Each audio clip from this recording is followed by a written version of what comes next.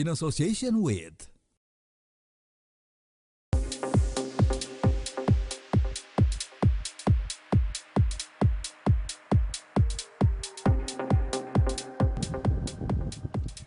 Selamat datang di City to City, masih bareng aku Mikaela Amar dan juga Mahardika Utama yang akan masih ajak keliling-keliling kota Bandung. Tanah Pasundan diciptakan ketika Tuhan sedang tersenyum. Tapi kayaknya nggak cuma Tuhan yang tersenyum nih Kang. Aku juga bakal senyum-senyum karena Kang Dika katanya mau ngajakin jalan-jalan keliling Bandung. Tapi kan cuaca Bandung lagi labil-labilnya nih Kang. Kadang panas, kadang hujan. Tapi aku tetap pengen jalan-jalan yang ada edukasinya, kulinerannya. Kira-kira kemana ya Kang?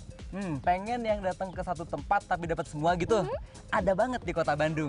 Dan tempat yang bakal kita datengin ini Kai, bukan cuma terkenal di Bandung atau se-Indonesia aja, tapi udah dikenal seluruh dunia karena udah diakui sebagai warisan budaya tak benda dari UNESCO. Tahu nggak nama tempatnya apa? Apa kira-kira Kang? Namanya Saung Angklung Ujo. Ini adalah salah satu pusat kebudayaan Sunda yang ada di kota Bandung. Mau berangkat? Berangkat dong, let's go! Let's go!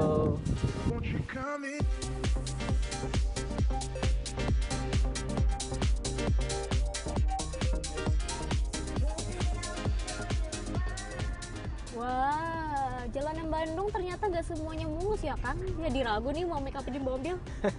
Ya, nggak bisa dipungkirin sih. Memang di Bandung itu masih ada jalanan yang berlubang, bergelombang. Tapi untungnya kita pakai mobil listrik yang suspensinya bisa dibilang sudah cukup stabil buat bermanuver di jalanan perkotaan kayak gini. Ditambah lagi dengan penggunaan ban yang profil cukup besar, jadi redamannya seimbang. Selain itu, ground clearances juga lumayan tinggi, 175 mm. Lumayan lah untuk ukuran city car seperti ini. Jadi kalau Uni mau lanjut dandan di mobil, aman aja. Oke, berarti nggak bakalan kayak badut kan ya hasilnya ini ya? Istimewanya lagi Kai, mobil listrik ini udah diproduksi secara lokal di Subang, Jawa Barat buat ngedukung industri kendaraan listrik nasional. Produk lokal emang harus didukung. Sama nih kayak kebudayaan lokal Sunda di Saung Angklung Ujo yang legendaris itu.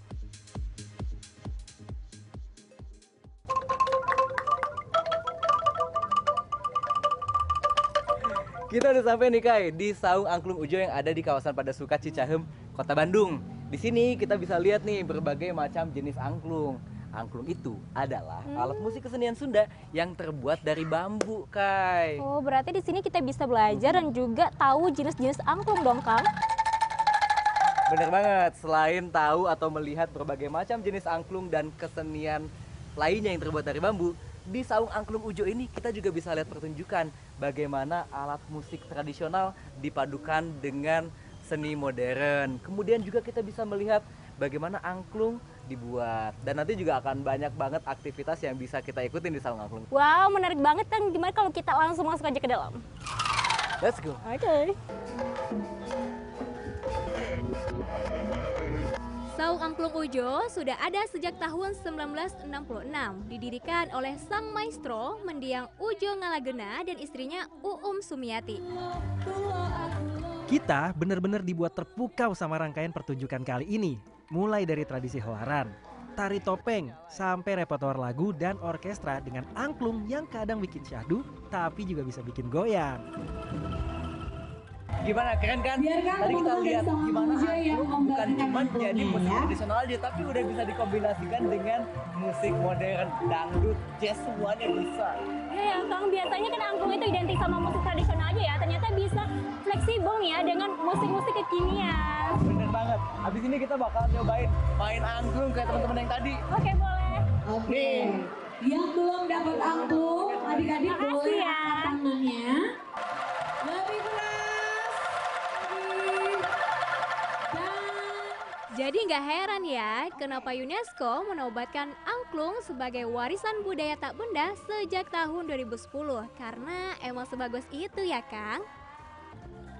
Leres pisan Kai, serunya lagi nih penonton tuh bisa berinteraksi langsung sama para penampil di panggung yang didominasi sama anak-anak.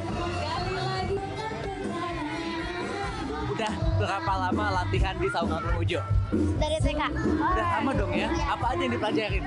Bernari, bermain angklung, dan yang lain. Kan sekarang banyak lagu-lagu K-pop, terus lagu zaman-zaman sekarang lah ya. Kenapa kamu milih untuk latihan di musik tradisional? Karena seru. Apa lagi selain senang? Selain senang karena banyak teman juga. Setiap hari, sedikitnya ada 2.000 orang yang datang ke Saung Angklung Ujo buat menyaksikan pertunjukan dan belajar seni budaya Sunda. Setelah puas menonton pertunjukan, kini saatnya nih melihat bagaimana angklung dibuat. Pak, ini saya penasaran nih. Gimana caranya biar suara bambu itu bisa beda-beda? Iya. Ada yang tadi kan, ada yang nomor 1, 2, 3 Iya, betul, sampai... betul. Jadi dari bambunya sendiri, kalau bambunya itu besar dan panjang itu nadanya rendah. Kalau bambunya kecil dan pendek nadanya tinggi. Gitu. Sekarang cara buat nadanya seperti ini, disamakan dengan silopon. Oh, ini pakai silopon Iya. ya. Ditiup dan dipukul. Kalau kurang rendah diserut pinggirnya, Nah, ini di tangga ada apa nih? C. Di C. Kita seperti dulu ya. Iya, C. Ini masih tinggi. Serut sedikit-sedikit. Tapi kalau kita terus diserut nanti rendah ya. Jangan dibuang, untuk menjadi tinggi dipotong atasnya.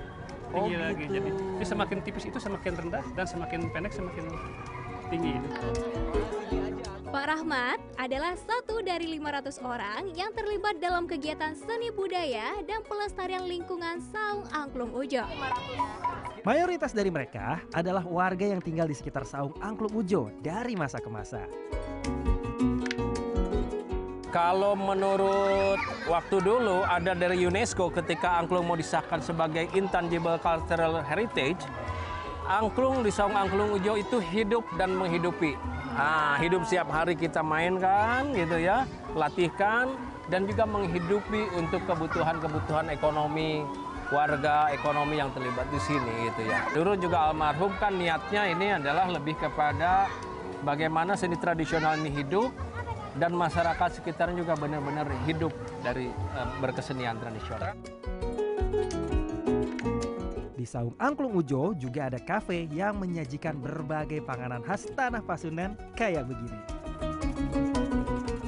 Nggak bohong kan kalau dari satu tempat ini aja kita bisa dapat semua, termasuk kulineran. Percaya deh, dari Saung Angklung Ujo aku belajar nih Kang, ternyata yang namanya seni budaya itu nggak lekang oleh zaman ya, dan juga apabila dikelola dan juga dikembangkan dengan baik, ternyata memberikan dampak yang gede banget buat sekitar. Pasti atau itu mah, Mahardika Utama. Dika Ramar, sampai jumpa di City to City selanjutnya.